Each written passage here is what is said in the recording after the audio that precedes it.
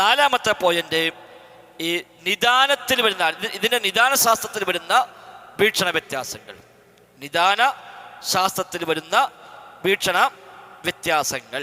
ഉദാഹരണമായി നമ്മൾ കഴിഞ്ഞ ദിവസം പറഞ്ഞ ഒരു കൽപ്പനാക്രിയ വന്നാൽ അത് നിർബന്ധമെന്ന് അർത്ഥമുണ്ടാകും, സുന്നത്ത് എന്ന അർത്ഥമുണ്ടാകും, അനുവദനീയമെന്ന അർത്ഥമുണ്ടാകും. അപ്പോൾ ഒരു കൽപ്പനാക്രിയ എപ്പോൾ നിർബന്ധത്തെ കുറിക്കും? അതൊരു നിദാന ശാസ്ത്രം, ഉസൂൽ ഫിഖിന്റെ നിയമമാണ്.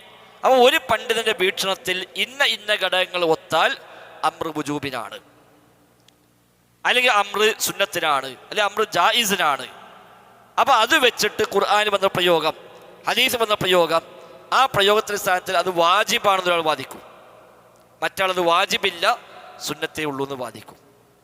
അവിടെ ഈ വാക്കുമല്ല പ്രശ്നം, അതിൻ്റെ ബേസുമിലാണ് തർക്കം. ബേസിക്കലി തന്നെ അമ്ര വുജൂബിനാണോ അല്ലേ വീക്ഷണ വ്യത്യാസമുള്ള കാര്യമാണ്. ഒരു അമ്ര വന്നാൽ അസ്ല് വാജിബാണ് എന്ന വാദമാണ് ഷാഫി മദ്ഹബിലൊക്കെ. എന്നൊരു അമ്ര വന്നാൽ അസ്ല് വാജിബല്ല, അസ്ല് സുന്നത്താണ് എന്ന് വാദിച്ച മദ്ഹബുകാരുണ്ട്, അസ്ല് ജായിസാണ് എന്ന് വാദിച്ച മദ്ഹബുകാരുണ്ട്. അപ്പോൾ ഖുർആനിൽ ഒരു അമ്ര വന്നു, ചെയ്യാനുള്ള പറഞ്ഞില്ലേ, ചെയ്യാൻ പറഞ്ഞു, പക്ഷെ അവിടെ നിർബന്ധ അർത്ഥം കിട്ടൂല എന്ന് വരെ പറയും, അല്ല നിർബന്ധ അർത്ഥം കിട്ടും എന്ന് മറ്റൊരു പറയും. അവിടെ വ്യത്യാസം വന്നു. നസ്ഖ്, ദുർബലപ്പെടുത്തൽ, ഖുർആനിൽ വന്നൊരു വിധിയെ ഖുർആൻ കൊണ്ട് ദുർബലപ്പെടുത്തപ്പെടാം. ഖുർആൻ അല്ലാഹ് പറഞ്ഞു, മാനൻസഖ ബിൻ ആയത്തിൻ ഔ നുൻസിഹാ നഅതി ബി ഖൈരിൻ മിൻഹാ. ഒരു ആയത്ത് നാം ദുർബലപ്പെടുത്തുകയാണെങ്കിൽ അതിനേക്കാൾ ഖൈറായത് നാം കൊണ്ടുവരും. സൂറത്ത് ബഖറ അല്ലാഹ് പറഞ്ഞ കാര്യമാണ്. അവിടെ വ്യത്യസ്തമായ വീക്ഷണ വ്യത്യാസങ്ങളുണ്ട്. ഇപ്പൊ ഖുർആനെ ഖുർആൻ ആയത്ത് കൊണ്ട് ദുർബലപ്പെടുത്തും. മാ നൻസഖ് മിൻ ആയത്തിൻ നഅതി ബി ഖൈരിൻ മിൻഹാ. ഒരു ആയത്തിനെ നാം നസ്ഖ് ചെയ്താൽ അതിനേക്കാൾ ഖൈറായത് കൊണ്ടുവരും. അപ്പൊ ആയത്തിനേക്കാൾ ഖൈറായത് വേറുണ്ടോ? ഏറ്റവും ഖൈറായത്തല്ലേ. ആയത്തിനേക്കാൾ ഖൈറായത് എന്ന് പറഞ്ഞാൽ വേറെ ഉണ്ടാവില്ലല്ലോ. ഔ മിസ്ലിഹ, അടി സമാനമായതെങ്കിലും കൊണ്ടുവരും. അപ്പൊ ഇതിൽ നിന്ന് ഇമാം ഷാഫി റഹിമഹുള്ളാഹ് മനസ്സിലാക്കി, ഖുർആന് കൊണ്ട് മാത്രമേ നസ്ഖ് ചെയ്യുകയുള്ളൂ, ഹദീസ് കൊണ്ട് ഖുർആനെ നസ്ഖ് ചെയ്യാൻ പറ്റൂല. ഹദീസ് കൊണ്ട് ഖുർആനെ നസ്ഖ് ചെയ്യാൻ പറ്റുകയില്ല. എന്നാൽ മറ്റു മിക്കവാറും മദ്ഹബുകളിൽ ഖുർആനെ ഹദീസ് കൊണ്ട് നസ്ഖ് ചെയ്യാം. കാരണം രണ്ടും വഹിയാണ്, രണ്ടും അല്ലാഹുവിൽ നിന്നാണ്. അതുകൊണ്ട് വഹി കൊണ്ട് നസ്ഖ് ചെയ്യാം. അപ്പം നഅതി ബി ഖൈരിൻ മിൻഹാ എന്ന് പറഞ്ഞതോ ഇതിനേക്കാൾ ഖൈറായ ആയത്ത് എന്നല്ല, ഹുക്കുമാണ് ദുർബലപ്പെടുത്തുന്നത്. അതിനേക്കാൾ നല്ല വിധി അല്ലാഹ് കൊണ്ടുവരുമെന്നേ അർത്ഥമുള്ളൂ. ഒരു വിധിയെ ദുർബലപ്പെടുത്തിയാൽ അതിനേക്കാൾ ഖൈറായ വിധി നാം കൊണ്ടുവരും, അല്ലെങ്കിൽ സമാനമായ വിധിയെങ്കിലും കൊണ്ടുവരും. അപ്പോൾ അവിടെ ഒരു തർക്കം വന്നു. രണ്ടാമത് തർക്കം, ഒരു വിധി ദുർബലപ്പെട്ടു പോയാൽ പകരം മറ്റൊരു വിധി വരൽ നിർബന്ധമുണ്ടോ? ഒരു വിധി അല്ലാഹ് ഇല്ലാതാക്കി. ഉദാഹരണമായി നബിയുമായി സംസാരിക്കുകയാണെങ്കിൽ വല്ലതും നൽകണം, ഖുർആൻ കൽപ്പനയാണ്. ഇദാ നാജൈതും റസൂല ഫഖദ്ദിമു ബൈന യദൈ നജ്വാകും സ്വദഖ. അപ്പോൾ ഇദാ നാജൈതും റസൂല ഫഖദ്ദിമു ബൈന യദൈ നജ്വാകും സ്വദഖ.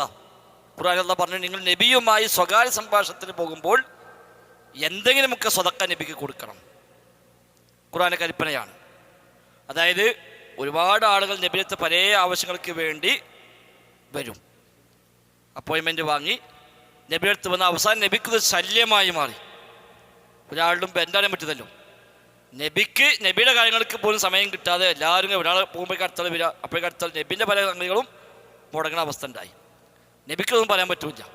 അപ്പോൾ അല്ലാഹ് ആയത്തിറക്കി, ഇനി നബിയുമായി സ്വകാര്യത നിർത്താൻ പറഞ്ഞെങ്കിൽ എന്തെങ്കിലുമൊക്കെ ഒന്ന് നബിക്ക് കൊടുക്കീന്ന്. അപ്പം കൊടുക്കാൻ ചേർത്തവർക്ക് വല്ല പിന്നെ വരവ് നിർത്തി, വരുമ്പോൾ എന്തെങ്കിലും കൊടുക്കണമല്ലോ. അപ്പോൾ കുറേ ആൾ പിന്നെ കടിച്ചു. ചിലർക്ക് കൊടുക്കാൻ പൂതിയുണ്ട്, പക്ഷേ കൈവശം ഇല്ല. ഒരു സങ്കടമായി, കൊടുക്കാനൊക്കെ വലിയ താല്പര്യമാണ്, പക്ഷെ ഒരില്ല. തൊട്ടടുത്ത ആയത്തിറങ്ങിയല്ല, നീ കൊടുക്കാൻ പെർസെൻറ്റേജ് കൊടുക്കണ്ട, അത് നിങ്ങൾക്ക് മാപ്പ് നൽകിയിരിക്കുന്നു. അപ്പോൾ മനസ്സിലായി ഇത് ലഭിക്കുന്നതും കിട്ടാൻ വേണ്ടിയല്ല, ഒരു അതപോലെ പഠിപ്പിച്ചതാണ്. അവർക്ക് അതപല്ല പഠിപ്പിച്ചു കൊടുത്താൽ നബി ഞങ്ങൾ ഇടങ്ങാറാക്കിയതേ പറഞ്ഞിട്ടുള്ളതേ, നബിക്കൊന്നും കൊടുക്കാനല്ല. കൊടുക്കേണ്ടി വന്നിട്ടില്ല, ആരും കൊടുത്തിട്ടില്ല, അതിന് ആവശ്യം വന്നിട്ടുമില്ല. അപ്പം അവിടെ ആദ്യം പറഞ്ഞു കൊടുക്കണം, പിന്നെ പറഞ്ഞു കൊടുക്കേണ്ടതില്ല. അപ്പോൾ ഒരു ഹുക്മ മാറ്റി മറ്റൊരു ഹുക്മ അവിടെ സ്ഥാപിച്ചിട്ടില്ലല്ലോ. അല്ലാഹ് പറഞ്ഞെന്താണ്? നഅ്തി ബിഖൈരിൻ മിൻഹാ ഔ മിസ്ലിഹാ, അതിനേക്കാൾ ഖൈറായത് കൊണ്ടുവരും, അല്ലെങ്കിൽ സമാനമായതെങ്കിലും കൊണ്ടുവരും. ഇവിടെ ആദ്യം പറഞ്ഞ് കൊടുക്കണം, പിന്നെ വേണ്ട അത് ഒഴിവാക്കി തന്നു. അപ്പം പകരം വേറെ ഹുക്കുമുണ്ടായോ? ഇല്ല. അപ്പം ഖൈറായത് കൊണ്ടുവന്നോ അല്ലെങ്കിൽ സമാനമായത് കൊണ്ടുവന്നോ? ഇല്ലല്ലോ. അപ്പം എന്ത് ചെയ്യും? അപ്പം അതിന് മറുപടി പറയേണ്ടി വരും, പകരം കൊണ്ടുവരും എന്ന് പറഞ്ഞൊരു. ചിലർ പറഞ്ഞു അവിടെ ആ ഹുക്കും ഇല്ലാതാകാന്നുള്ളതാണ് ഖൈറ്. ഹുക്കുമുണ്ടായാൽ ഖൈറായി, അപ്പോൾ അത് പറഞ്ഞു. ആ ഹുക്കുമില്ലാതെ ഖൈറായപ്പോൾ ഹുക്കുമില്ലാതാക്കി. അപ്പം എന്നാലും മതി, അതും ഇതിന് നഅ്തി ബിഖൈരിൻ മിൻഹാ എന്നതിൻ്റെ ആശയത്തിൽ അത് ഉൾപ്പെട്ടു. അപ്പം ഇവിടെയൊക്കെയുള്ള തർക്ക അഭിപ്രായ വ്യത്യാസങ്ങൾ വരും. ഇപ്പം ഖുർആനെ കൊണ്ട് നിസ്ഖ് ചെയ്യാം, ഖുർആനെ ഹദീസ് കൊണ്ട് നിസ്ഖ് ചെയ്യുമോ ഇല്ലേ? അപ്പം ഹുക്കുമാണ് നിസ്ഖ് ചെയ്യുന്നത്. അങ്ങനെ വരുമ്പോൾ നഅ്തി ബിഖൈരിൻ മിൻഹാ എന്ന് പറഞ്ഞാൽ ഖുർആൻ തന്നെ ആയിക്കോളുന്നില്ല, ഹദീസും ആവാം. അപ്പം ഹദീസ് കൊണ്ട് ഖുർആനെ നിസ്ഖ് ചെയ്യാമോ ഇല്ലേ? അഭിപ്രായ വ്യത്യാസമാണ്. ഇനി അതിനെ മുതവാത്തിറും ആഹാദും പറ്റുമോ ഇല്ലേ? മുതവാത്തിർ കൊണ്ട് ഖുർആൻ നിസ്ഖ് ചെയ്യാം എന്ന് പറഞ്ഞവരുണ്ട്, ആഹാദ് കൊണ്ടും നിസ്ഖ് ചെയ്യാം എന്ന് പറഞ്ഞവരുണ്ട്. അതൊക്കെ ഇജ്മാ കൊണ്ട് പോലും ഖുർആൻ നിസ്ഖ് വരുമോ ഇല്ലേ? ഫുഖഹാക്കൾക്കിടയിൽ അഭിപ്രായ വ്യത്യാസം ഉണ്ട്. അപ്പം അതനുസരിച്ച് ഒരാൾ ഒരു ആയത്തിന് ഹുക്മ് മൻസൂഖാണെന്ന് പറയും, മറ്റൊരു പക്ഷേ ആയത്ത് മൻസൂഖല്ല. കാരണം നിസ്ഖ് ബാധിക്കാൻ കൊണ്ടുവന്നത് ഈ ഹദീസാണ്.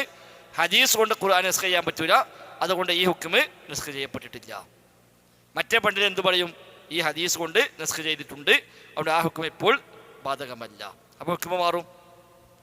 ഒരാൾ ഈ ഹുക്മ പറയും, മറ്റാൾ ആ ഹുക്മ ഇപ്പോൾ ഇല്ല എന്ന് പറയും. അങ്ങനെ വരുന്ന വീക്ഷണ വ്യത്യാസങ്ങൾ. അതേപോലെ ആമ് ഖാസ് മുത്ലഖ് നമ്മൾ നേരത്തെ പറഞ്ഞിട്ടുണ്ട്, പൊതുവായി പറഞ്ഞതിനെ പ്രത്യേകമാക്കുക. അതേപോലെ വ്യാപകാർത്ഥമുള്ളതിനെ ഒന്നുകൂടെ അതിൻ്റെ അർത്ഥവ്യാപ്തിയെ കുറക്കുക. ഇതിലൊക്കെ വരുന്ന വീക്ഷണ വ്യത്യാസങ്ങൾ ഇതേപോലെ വരും. ആ കാരണങ്ങളാൽ കർമ്മശാസ്ത്ര പണ്ഡിതന്മാർക്കിടയിൽ ചിലപ്പോൾ വ്യത്യാസങ്ങൾ വന്നേക്കാം. അതേപോലെ ഖിയാസ് എടുക്കുന്നിടത്ത് വീക്ഷണ വ്യത്യാസം വരും. നമ്മൾ കഴിഞ്ഞ ക്ലാസ് പറഞ്ഞത് ഖിയാസ് സ്വീകരിക്കുന്നിടത്ത് ചിലപ്പോൾ ചില അസുകൾ തമ്മിൽ വ്യത്യാസം. ഇല്ലത്ത് നമ്മൾ 4 കാര്യം പറഞ്ഞു. അസുല് 2, ഫർഇ, ഹുക്മ്, ഇല്ലത്ത്. അപ്പം ഇല്ലത്തിൽ വീക്ഷണ വ്യത്യാസം വരാം. അസുലിന് ഈ ഹുക്മ വരാൻ ഇതേ ഇല്ലത്താണോ, അല്ല ഇതിനെ കൂടെ മറ്റു പല ഇല്ലത്തുമുണ്ടോ? അതേപോലെ ആ അസ്ലിലേക്കാണോ ഈ ഫർഇനെ വെക്കേണ്ടത്, അല്ല മറ്റു അസ്ലിലേക്കാണോ ഈ ഫർഇനെ വെക്കേണ്ടത്? തുടങ്ങിയ തർക്കങ്ങളാൽ ഖിയാസ് സ്ഥാനത്തിൽ വരുന്ന ഇജ്തിഹാദിൽ മാറ്റങ്ങൾ വരുമ്പോൾ ഹുക്മുകളിൽ മാറ്റം വരും. ഇങ്ങനെ 5 കാരണങ്ങൾ